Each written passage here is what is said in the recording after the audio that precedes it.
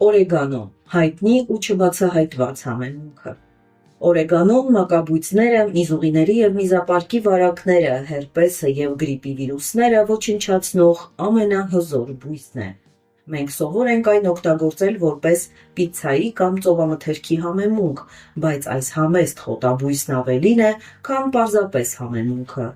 Այն մեր առողջության հզոր դաշնակիցն է։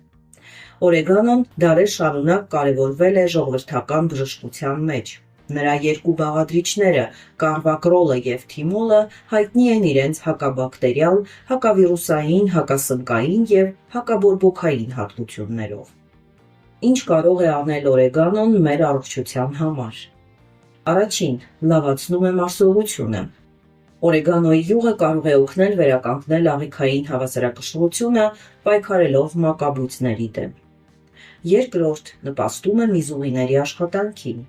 Դրա մեղմ հակաբակտերիալ ազդեցությունը կարող է օգտակար լինել միզուղիների առողջությունը պահպանելու համար, հատկապես աննշան անհարմարության կամ գրգռվածության ժամանակահատվածներում։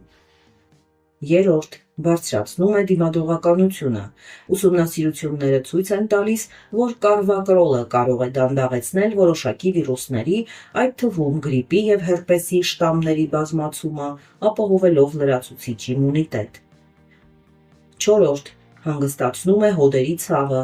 Իր հակաբորբոքային հատկությունների շնորհիվ օրեգանոն կարող է բնականորեն թեթևացնել հոդերի ցավը կամ նյարդային գրգռվածությունը։ Եվ հինգերորդ՝ հավասարակշռում է սնկերի մակարդակը։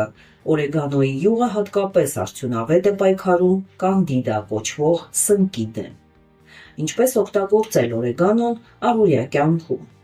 Բուսական թեյի տեսքով։ Թարմ կամ չորացրած օրեգանոյի տերևները թրջել տաք ջրի մեջ 5-10 րոպե։ Այս հանգստացնող ըմպելիքը հատկապես օգտակար է ուտելուց հետո կամ ավելի ցուրտ եղանակին։ Եթերային յուղի տեսքով։